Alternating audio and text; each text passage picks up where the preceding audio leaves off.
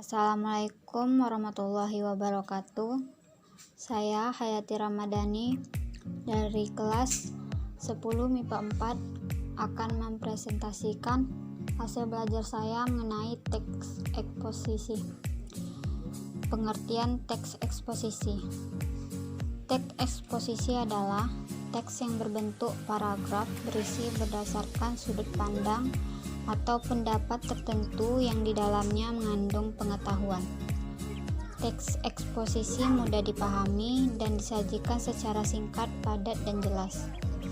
Tujuan teks eksposisi: yang pertama menjelaskan, yang kedua membuktikan, yang ketiga mengevaluasi, yang keempat mengklarifikasi, yang kelima menambah ilmu pengetahuan pembaca dari informasi atau permasalahan tertentu.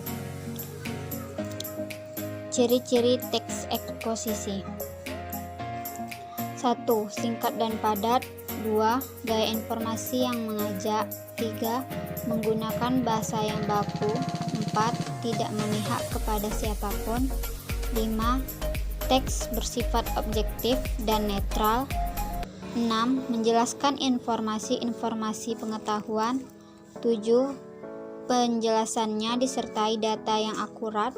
8. Fakta yang digunakan sebagai alat kontrivasi dan kontribusi. 9. Umumnya menjawab pertanyaan apa, siapa, kapan, di mana, mengapa, dan bagaimana. Struktur teks eksposisi. Yang pertama, judul.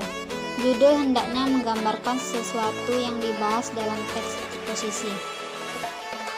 Yang kedua, pernyataan umum atau tesis.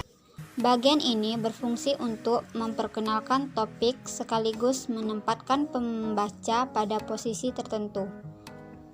Yang ketiga, argumentasi atau alasan. Salah satu jenis pengembangan paragraf dalam penulisan dengan tujuan untuk meyakinkan dan membujuk pembaca.